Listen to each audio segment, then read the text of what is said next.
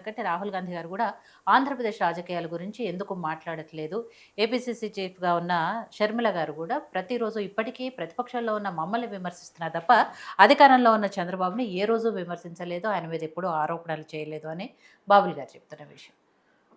ఇప్పుడు ఫస్ట్ నేను వేరే దగ్గర నుంచి చెప్దాం అనుకున్నా, బీజేపీ కౌంటర్ తీసుకుంటూ, కానీ ఇప్పుడు నాకు షర్మిల గారిదే చేద్దామని. ఇప్పుడు షర్మిల గారికి మేము పీసీసీ ఇచ్చాము. మా ఫైట్ అంతా సెంట్రల్లో ఐడియాలజీని బేస్ చేసుకొని, అమ్మ ఇక్కడ చెప్తున్నాను చూడండి, కాంగ్రెస్ పార్టీకి ఎలక్షన్ అనేది ఓ స్పోర్ట్స్ మ్యాన్ స్పిరిట్. అందులో ఎవరు గెలిచినా ఎవరు విన్ అయినా కంగ్రాచులేషన్, అది కామన్ ప్రాసెస్, అది ప్రజల నిర్ణయం అది. కానీ పార్టీకి వచ్చేసరికి పీసీసీని మేము షర్మిల గారికి అపాయింట్ చేశాం. ఎందుకంటే లెజెండరీ వైఎస్ రాజశేఖర్ రెడ్డి గారి కూతురు జగన్కి కౌంటర్గా ప్రూఫ్ అవుతుంది, ఫీమేల్ అడ్వాంటేజ్, ఇవన్నీ స్ట్రాటజికల్ మూవ్స్. కానీ మా ఫైట్ ఎవరితో అమ్మా సెంట్రల్లో? బీజేపీతో. ఐడియాలజికల్ బేస్ చేసుకొని, ఇప్పటి నుంచి కాదు, లాస్ట్ 15 years నుంచి, ఆర్ఎస్ఎస్ ఉన్నప్పటి నుంచి, less count it as a 50-70 years నుంచి, ఫ్రీడమ్ నుంచి మేము మా ఫైట్ అది ఐడియాలజీని బేస్ చేసుకొని. మేము సెంట్రల్లో బీజేపీతో పోరాడుతున్నామంటే ఎవరితో? బై డిఫాల్ట్ టీడీపీతో, జనసేనతో పోరాడుతున్నాము. ఈ ఈక్వేషన్ అర్థం కాని మూర్ఖులతో ఏం మాట్లాడతామమ్మా మేము? కానీ ఆ పోరాటం ఎక్కడా కనిపించట్లేదు. విమర్శలు కేవలం జగన్మోహన్ రెడ్డి మీదే చేస్తున్నారు తప్ప చంద్రబాబు మీదో, పవన్ కళ్యాణ్ మీదో, బీజేపీ మీదో ఎక్కడ చేసినట్టుగా కనిపించింది. మా ఫైట్ లో అపోజిషన్ లో 1000 మంది ఉండని, ఎవరైనా ఉండండి, నేను ఇప్పటికీ చెప్తున్నాను, ఐడియాలజికల్ బేస్ చేసుకొని, నేషన్ ఇంట్రెస్ట్ బేస్ చేసుకొని, డెమోక్రసీని బేస్ చేసుకొని మాట్లాడుతున్నప్పుడు అక్కడ టీడీపీ ఉండి sir question I'll take question sorry, కొంచెం ఫ్లోలో ఉన్నాను, కొంచెం చెప్పేసి మీ క్వశ్చన్ తీసుకుంటాను. అయితే ఇది మూర్ఖవాదన, ఇల్లాజికల్. మా ఫైట్ క్లియర్ కట్. మేము ఐడియాలజీని బేస్ చేసుకొని, అటు బీహార్లో జేడీయూ ఉన్నా, ఇక్కడ టీడీపీ ఉన్నా, జనసేన ఉన్నా, అలయన్స్లో ఎవరున్నా, మేము ఫైట్ చేసేది నేషన్ ఇంట్రెస్ట్, డెమోక్రటిక్ ఇంట్రెస్ట్ని పెట్టుకునే ఉంటుంది. ఇప్పుడు ఆ క్వశ్చన్ అయితే ఇన్వాలిడ్. జగన్ గారు ఇలా రియాక్ట్ అవ్వడం కూడా ఆయన అండర్స్టాండింగ్ ఆఫ్ పాలిటిక్స్ ఎంత వర్స్ట్గా ఉందో అది అర్థమవుతుంది.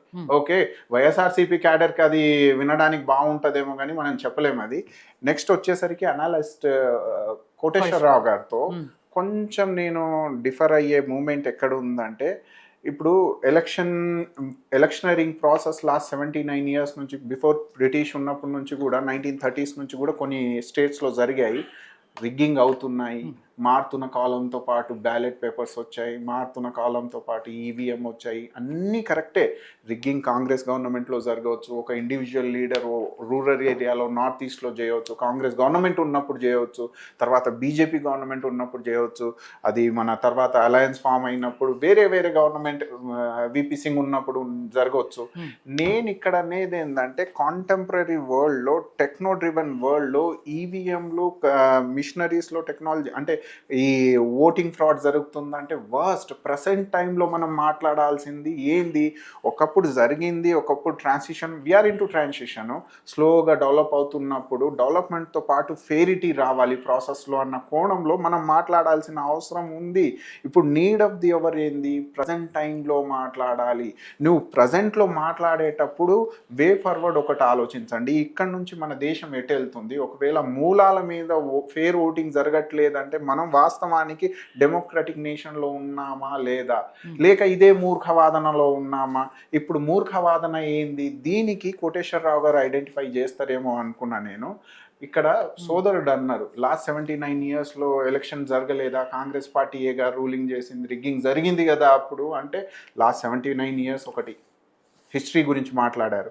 ఇంకోటి, రాజేష్ ఖన్నా, రాజీవ్ గాంధీ, సోనియా గాంధీ ఓటేస్తున్నప్పుడు నిర్మాణ్ వార్డులో, న్యూ ఢిల్లీలో, రాజేష్ ఖన్నా పక్క నుంచి ఆ బ్యాలెట్ పేపర్ లోపలికి వెళ్ళినప్పుడు హెల్ప్ చేస్తున్న ఫోటో, ఇదా ఈ ఎలక్షనరింగ్ అని మళ్ళీ ఎక్కడో పాస్ట్ ఫోటో తీసుకొచ్చి చూపించారు.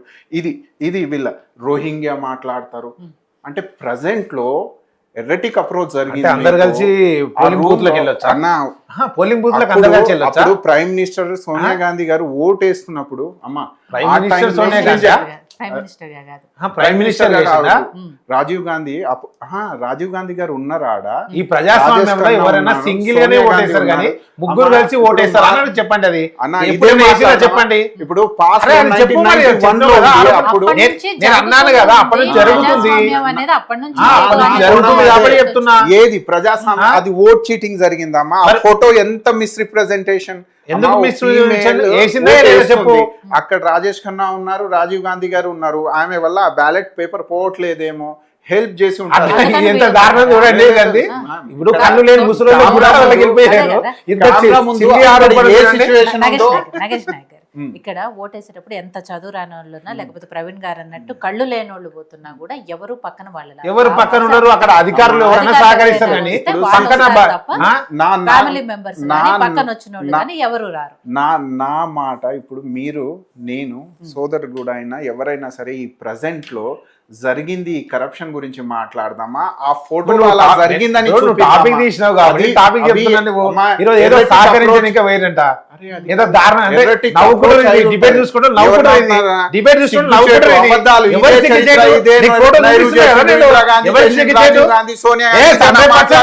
మిస్టేక్ చేసింది మీరు.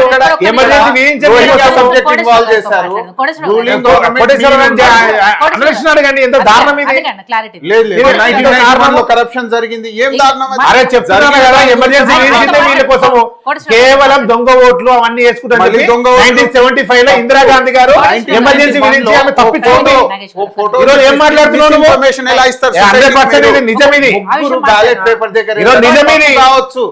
తప్పెట్లా జరుగుతుంది? ఎంత సింపుల్ గా మాట్లాడుతున్నావు.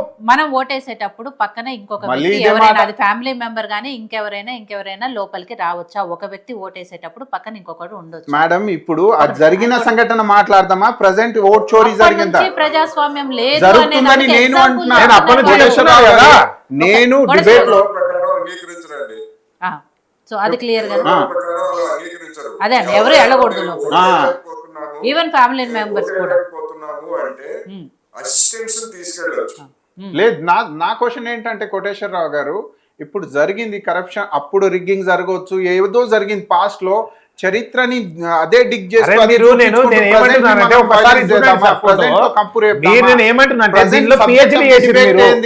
ఈ రిగ్గింగ్ కావచ్చు, ఓట్ చోరీ కావచ్చు, కాంగ్రెస్ పార్టీ పిహెచ్డి చేసింది. నేను వాళ్ళు వచ్చి ఆరోపణలు చేయడం అనేది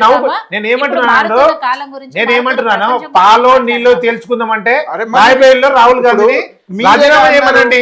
రాజీనామా చేసి తేల్చుకుందాం. మరి ఓట్ చోరీలు ఎన్ని ఉన్నాయి, అక్కడ ఎంతమంది దొంగ ఓట్లు ఉన్నాయో అవన్నీ లెక్కలు బయటకు తీద్దాము. మనకు కోటేశ్వరరావు గారు క్వశ్చన్ అడిగారు. ఏం అడిగారు?